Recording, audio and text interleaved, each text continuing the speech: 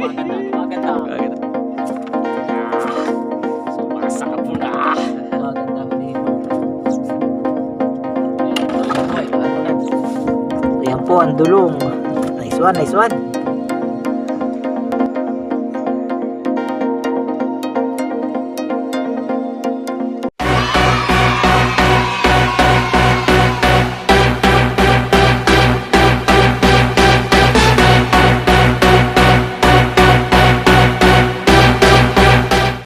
What's up? Good morning sa inyo lahat mga bro. Mapagpalang umaga sa ating lahat. So ngayon, eto, tayo ay naghahalong. So ang ibig sabihin ng paghahalong, nananalap tayo ng isdang dulong. Ang isa nga sa pinakamaliit na isda sa buong mundo. So narito na yung ating huli. O konti pa mga bro. Ayan. Hapon kasi mga bro ay naggawa ako ng salap. Ito yung ginawa natin na salap. Ayan, nakaumang na mga bro. Ayan, bagong-bago yan, brand new. So ginawa ko kahapon. So hindi ko na siya na-vlog mga bro dahil meron na naman tayong tutorial sa paggagawa nito. Siguro mga 2 years ago, gumawa tayo ng ganito, ng panalap. At kung gusto nyo yung mapanood mga bro, ay i-search nyo lang sa ating mga video. Nandyan lang yan. So ilalagay ko sa screen mga bro ang kanyang thumbnail. So ayan, hanapin nyo na lang. O i-search nyo na lang ang paggagawa ng salap o panghalong Talim PH. Ayan. Bali kanina mga bro, nagsimula ako ng mag-aalas 4. At kanina gumamit ako ng ilaw nung madilim pa. So pagka kasi madilim pa ang paghahalong, so kailangan mong gumamit ng ilaw. So gumamit ako ng flashlight kaso medyo mahina kanina mga bro yung hulihin. At ngayon sana, ngayon papaumaga. Kasi ngayon papaumaga, ngayon sumasabo raw ang dulong. So tingnan natin, sana marami tayong mahuli o makapang ulam man lang. So yan mga bro, samahan nyo kami sa video na to. Let's go! Yan mga bro, bale ito na yung huli natin mula pa kanina. Ito, ayan po yung mga dulong. Ayan. So meron siyang konting bayak-yak o yung mga maliliit na ayungin. Tapos may mga halo rin na hipon, no. So mamaya paghihiwalayin natin yan bago natin lutuin. So siguro mga ano na rin mga bro, mga 1/4 na rin. Ayan, no. Mga isang baso na rin mahigit. Ulam na rin. Pwede na, pwede na. Tapos mga bro, yung ginawa natin na panghalong, ito. Ayan. So salap. So subukan natin ngayon mag-alsa. So nga pala mga bro, kasama natin si Kagawad. Ayan. At ating i-congrats ang ating number 3 kagawad ng ating barangay. Ayan, si Raymart Tatalevi Gondra. Ayan. Tinanong ko to. So kumusta po ang naging butuan dito sa ating lugar? So ayan, unang-una nagpapasalamat tayo kay Lord. So ito yung siguro ito yung plano ni Lord na manalo tayo, nagampanan natin yung ating nasumpaang talumpati o yung meeting de avance. So ayan. So maraming salamat talaga. So unang-una sa mga nagtiwala sa akin, ayan. Maraming salamat. Hindi po ako nakangako, bagkus gagawin ko na lang po yung yung best ko. At siyempre salamat sa lahat ng sumuporta sa akin, sa mga kamag-anak namin, sa lahat ng kamag-anak namin. So at sa barkada, sa mga tropa, sa kalapatids. Ayan. So maraming salamat po. At siyempre congrats din sa aming kapitan. Ayan. Kapitan Catalino Ceremonia. Ayan. Charot. So yan mga bro, nahalal na ang gusto ng tao na maging ama ng ating barangay. So suportahan po natin at magmahalan tayo sa ating barangay. Ayan. Ngayon mga bro, subok tayo. Mag-alsa tayo. So siguro mga 3 minutes to 5 minutes siya na nakaladlad na. So subukan natin siya angatin. Tingnan natin kung may huli na. So medyo malaki yung ginawa natin na salap ngayon. Kaya mabigat. Tapos yung lambat niya, hapa pa. Mabigat mga bro. Narito nga pala tayo sa fish pan. Dito tayo sumubok na na maghalong. Mga bro, may huli kaya? Laki mga bro. Laki niyan. Kaya pag malakas ang hangin, madadala tayo niyan. Uy, meron na. Ayan na, sumasabo na mga bro. Yeah. Sumasabo na. Yun lang mga bro, hindi ko maikiling. Gawa ng tumatama tayo sa tali. Yan, tsagain na lang natin kiling. Tingnan natin mga bro. Ay, yun. O, halika mga bro, tingnan nyo. O, ayan po ang mga dulong. Nahuli natin. Pandaka pygmea. Pandaka pygmea ba ang ano dito? Scientific name, no? So, ang tawag po nung iba naman ng mga taga Bicol, sinarapan. Ayan.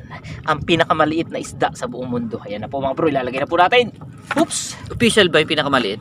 Pinakamaliit daw yun, nakakita ko. Ayon sa ating Google. So ilang ano naman yan? Ilang minuto natin ilalagay ulit yan? Siguro mga 3 to 5 minutes ulit. Ayan. Aangatin natin. Ayan.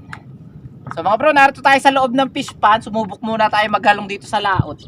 Dahil sa ibang lugar, medyo maigi yung ano eh, yung paghahalong sa laot. So dito sa atin, para medyo mahina pa mga bro. So hindi pa ganun kaigi yung dulong. Dali, mababay nga. Hey! Ay, sarap bumahing dito sa laot. Ano ba? Shoutout mo naman si ano? Sino? Si Talim Islander dyan kanyang ano, buyo. Naghahalong din yan eh. Ayan, shoutout kay Talim Islander sa mari ng ano, ng isla ng Talim. At sa kanyang buyok, no? Laban tayo sa muscle. So shoutout sa inyo, meron din sila mga video na naghahalong sila o nananalap ng dulong. So tayo rin makikigaya, alam nyo naman tayo eh. Basta sa pangingisda dito sa lawa ng Laguna Lake mga bro, lagi tayong present na kahit ano. Mga bro, ngayon ang agos pagilid, pero yung hangin amihan. So ganun kasi mas maganda mga bro, dapat sinasalubong mo yung ano, yung agos para ano, para yung mga isda kasi mga bro sumasalubong diyan eh. Kaya ano, kailangan nakasalungat ka para masalap mo yung mga dulong no. Sana mga bro sumabo pa no, kaunti pa to eh. Pero pwede na ito ano. Masarap na luto dito ano. Ano sinigang ano? Sinigang, pwede ba sinigang? Sinigang, masarap na sinigang. Daingin kaya natin ang dulong ano, mga bro. What? Medyo madami na rin mga bro, isang baso na rin.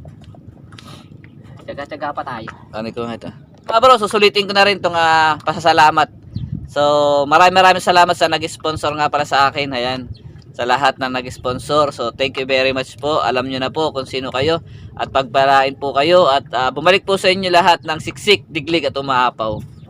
Ayan, maraming salamat po. Salamat sa pagtitiwala sa inyong ano, sa inyong kagawad. Nagpa-practice na ako mga bro. Ayan, thank you very much mga bro. Ito mga bro yung ating ano flashlight na ginamit kanina kaso mahina. So hanap tayo ng medyo malakas na ilaw kasi mas maganda mga bro, parang pula yung ilaw niya tapos malakas talaga. So meron kami doon yung parang nilulublob sa tubig. Subukan siguro namin, naghahanap lang ako ng battery pa. Siguro pwede yung battery ng motor. Battery ng motor talagang gamit. Battery ng motor. So hanap tayo ng battery mga bro para ano, para yung ating paghahalong o yung pananalap ng dulong maganda. Kahit medyo alas 3 na madaling araw, makakahuli na tayo. So kanina ang hina ng ano ng flashlight mga bro. Nahirapan ako, huli natin kanina puro mga similya ng tilapia at bayakyak. Pero mga bro, masarap itong mga bayakyak na ito, yung mga ganyan kaliliit na mga ayungin. Oh, ayan. Yan po ang bayakyak. Ayan po ang bayakyak. Sarap yan, itotorta mo mga bro. Napakainam. Inong! Inang! Ano, angatin na natin mga bro. Baka ito'y sabo na, sabi nga nila. So sabo na. Baka sabo na. Medyo mabigat mga bro eh. Yung lambat na ginamit natin kasi hapa eh. Mas maganda yung sa kulambu eh. Ganyan po pag-alisa. Ano lang bigat mga bro. Pag malakas ang hangin, sasaklob sa atin to eh. Aba, sumasabo mga bro. Sumasabo. Ayan. Wow. Wow mga bro. Ayan na. Ayan, kita niya pa. Ayan, ayan o. Ayun. Sumasabo nga ata. Sumasabo mga bro. Ayan. Pagkapapaliwanag talaga. Parang puro dulong na mga bro. Ayan na. Puro dulong na siya. Ayan na, puro dulong na. Nga oh. Wow. Ayan na. Sumasabo na. Bro, gagawa pa tayo ng isang salap. Yung bilog naman. Pabilog siya. So para doon sa baywalk, doon tayo maghahalong. Apo. Panggilid. Sama mo rin ako. Maghahalong din ako. Oo, syempre. So ano, tol, ano ka ba? Ilang taong ka ba nung naghalong ka ng ganyan? Natutong maghalong, ayan. Ayun pa. Mga bro, elementary. Naghahalong na ako dati. Pagka yung elementary, parang ito yung nakakaano sa amin dati, pambaon. Pambaon. Pagkahapon, paglabas mo ng ano, paglabas mo ng school, Meron kami dun dati na parang patuto, yung guide. Tapos nilalagyan namin ng mga dahon ng kawayan. Tawag dun yung palapa ng kawayan doon sa pinakang patuto niya. Tapos meron kaming ano doon, parang upuan na yapakan. Tapos doon kami naghahalong dati. Tapos ngayon, ayan, naulit na ulit ngayon na ating pagbablog. So ano masasabi mo sa mga kabataan na ano, na hindi pa nakaka-experience maghalong? Siyempre, yung mga kabataan niya, yung mga nauto sa mga gadgets, sa mga ano.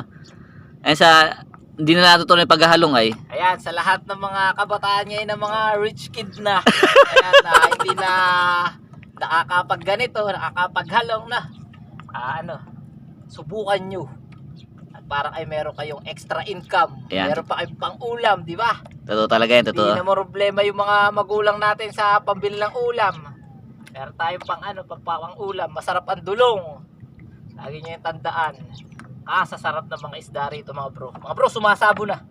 Gumaganda na yung ating angat. Nga pala mga bro, meron din tayo kalat na pang ayungin. So mamaya, pupuntahan natin. So naroon sa kabilang kubo sa may cage. So ngayon kasi naroon tayo sa ano sa fish pan. Ay siyan. Han! Kuyat ta. Maganda ang aking ano eh. Aking kubo, 2 pinto. Daming butas eh. Open na.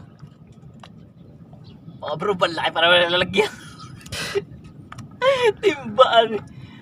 Sabi ko sa tatay ko, gato, huli ko siguro. Ang daming dulong nun na. Ay, may maliit na tilapia mga bro, pakawalan natin. Ito mga bro, maliit na tilapia. Kawalan natin. Patay na yata. Ay, boy pa.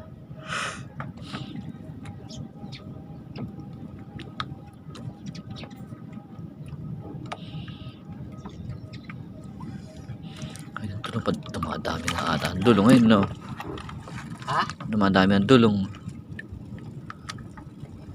Ayan na, sumasabo na mga bro. Ayan. Gumaganda, gumaganda. Kakita ka na siya, mabara yun na mga bro. Gumaganda. Ayan. Gumaganda, gumaganda.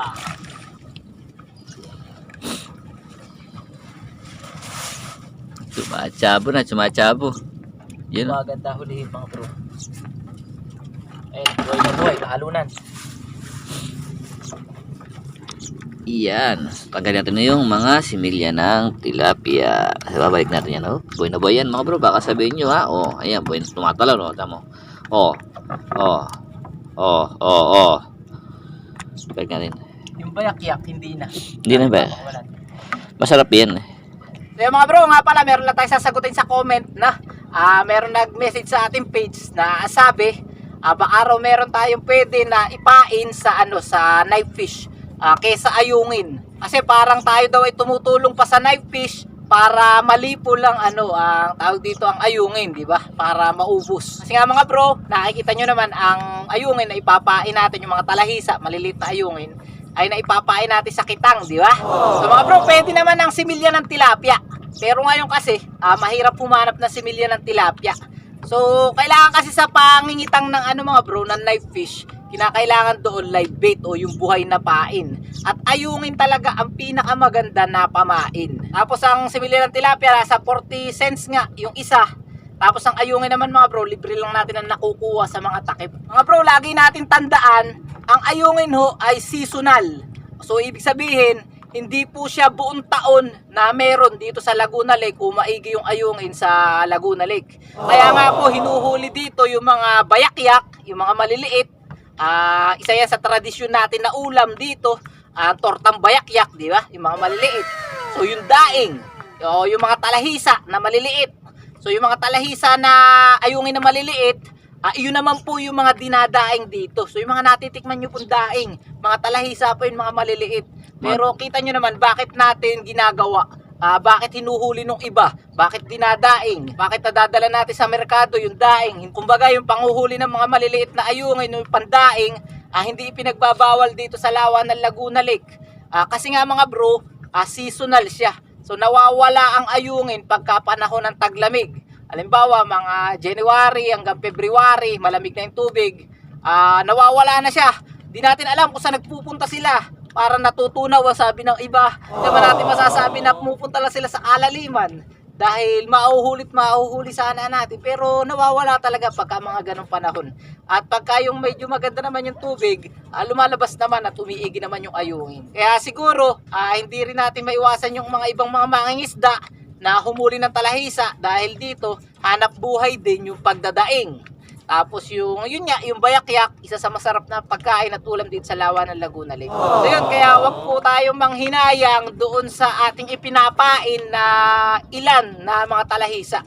So halimbawa, ang ating kitang po mga bro, 700 pieces. So 700 pieces din po na talahisa yung ating ipapain doon. Nakita nyo naman mga bro sa nakaraan nating video na hindi naman lahat ng ayungin namamatay. Kasi naiibalik natin yung mga nabubuhay pa na mga ayungin. So ayon nga sa pag-aaral, meron daw pag-aaral mga bro ang BIPAR na ang knife fish daw sa isang araw, sobrang dami daw talaga ng kinakain niya ng mga similya ng tilapia, similya ng ayungin, 'di ba?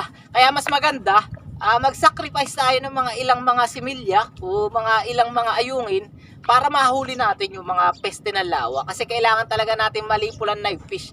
Bagamat ang knife fish ay pinagkakakitaan na dito, so importante pa rin na malipol siya, dahil isa nga siya sa malakas na umubos ng mga isda dito sa lawa ng Laguna Lake. Ayun lang. Yun, sa nag-message sa atin, hindi naman daw siya basher mga bro. Ano lang, baka lang daw meron tayong iba na pwedeng ipain sa sa knife fish. At yun nga, wala tayo talaga. Live bait talagang ipinapain mga bro, wala tayong magagawa. Kaya nga hindi ko na na-vlog yung ating pangangalat o yung pagkakawit, dahil ayaw natin magkaroon tayo ng community guidelines. Syempre ayaw natin mangyari sa ating channel na meron tayong violation sa YouTube. So kaya ang ginagawa natin, yung panunusog na lang natin yung pamamandaw ng ating kitang. So yan, mahaba ating kwento nga tayo. Sana yung nasagot ko ang tanong mga bro na. Sabo na naman ito mga bro. Medyo matagal yung kwento ko ay. Ayun no. Sabo na naman ito mga bro. Maniwala kayo sa akin.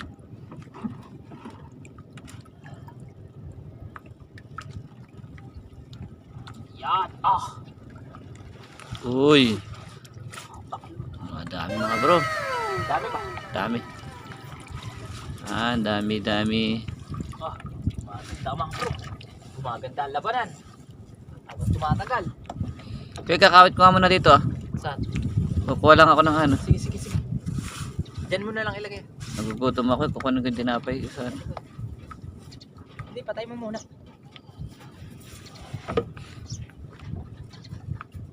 Uy mga bro. Poros Uy dulong. mga bro. Gumaganda.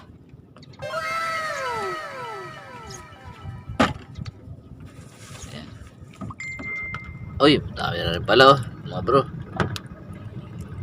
Ay, may similyang tilapia. Tanggalin natin yung similyang tilapia. Tanggalin mo pagka may similyang tilapia. Kasi lalaki pa yan mga bro. Ayan o. Oops, buhay na buhay pa yan. Tataran yan. Yan. Bagong huli lang. Ay, tumalon. Pagod na.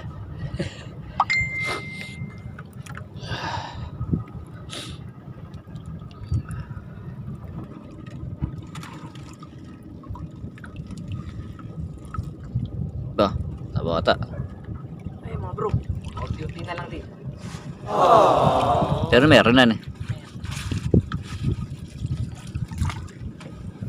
Tara na ba? Oo, check tayo. Ay mga bro, tara na. Sububok lang tayo. So papakita ko nga pala sa inyo mga bro, itong ating natutupi ito. Defolding to. Wow. So ganyan tayong gumawa, defolding. Papakita ko sa inyo. Sisimutin lang natin yung mga mga bro, yung mga dulong, tsaka mga hipon.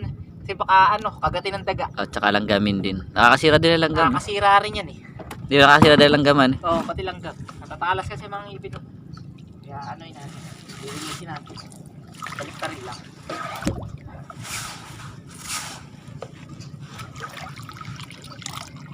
Yan, ganyan pala. Pinabaligtad mga bro. Tapos, wow. Mix na yan. Dragon! Ano yun? Tornado!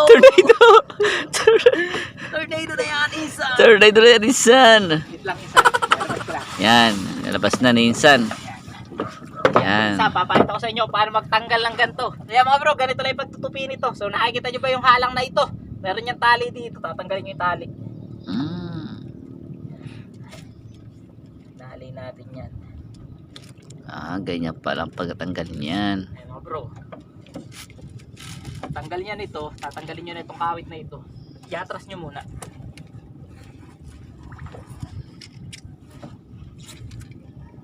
Tapos hihilahin niyo mga bro. Tatanggalin yung kawit. Yun. Tapos gagayan niyo. Yan.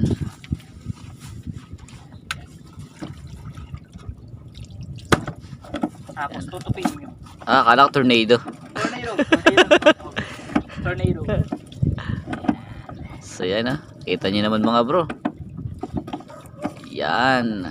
Tapos itong panghalang lalagay niyo dito. Tapos tatali niyo. Tornado. Tornado. Bro, ganyan lang. Mga bro, eto na yung huli natin na dulong sa ating paghahalong. So hindi siya karamihan pero pwede na pang ulam. So yan. Kung mapapansin nyo mga bro, meron maliliit na mga bayakyak. Ayan. Yung mga maliliit na yungin. Tapos may mga ilan-ilan din na hipon. Pero mas marami mga bro ang dulong. So yan, mamaya paghihiwalayin natin yung dulong tsaka hipon. Ayan mga bro, dulong. Nice one. Ayos na rin mga bro, nakapang ulam na rin tayo. So yan, magpapahila na lang tayo kay Tol papunta doon sa kabilang kubo. Inaantay na lang natin siya at nagpapakain lang ng mga isda doon sa fish pan. So ito yung Skylab natin mga bro. Ayan. So nawala isang palantaw doon sa gitna.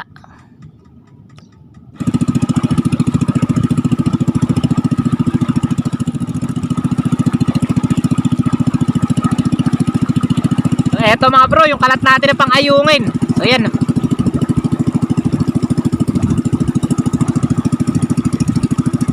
Papunta roon.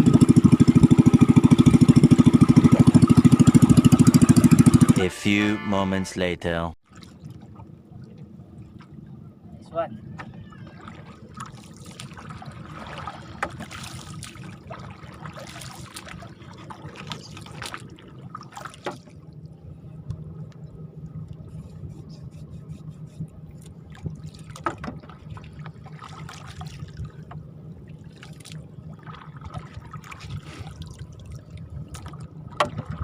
One hour later. Yung mga bro, eto lang yung huli natin na ayungin, kakapiranggot mga bro. So siguro wala pang kalahating kilo. So yan. Ulam na ulam lang talaga.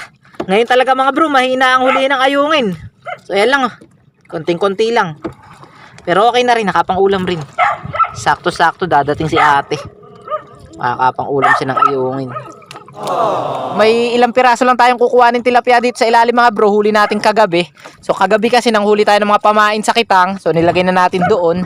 So ito pwede pa natin pilian ng ayungin to mga bro Pero kukuha na lang natin yung ano dito, yung tilapia dito sa may loob nito. So ilang piraso lang yan, siguro mga 6 na piraso ganyan. Pero mga good size naman mga bro, huli natin sa takip. Mga bro, kukuhanin muna ni Kagawad yung ano, yung ating tilapia.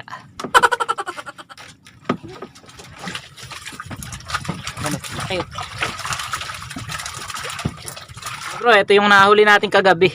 Ayan o. Ito yung sinasabi ko malaki. Ayan, dalawa yan. Saka ito isa. Ayan. So yung maliliit, ibabalik natin mga bro.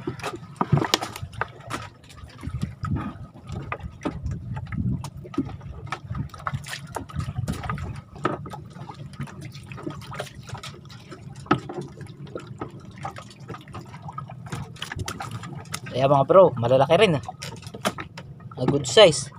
A few moments later. So mga bro, eto na yung ating dulong na may kasamang hipon. Ayan, ukoy na dulong. Ayan. So crispy yan mga bro. So crispy check tayo. Tara.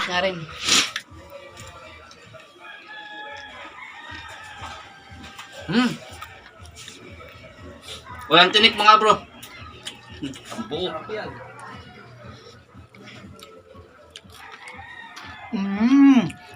Naririnig niyo ba yung mga bro? Crispy. Wata crispy. Harap.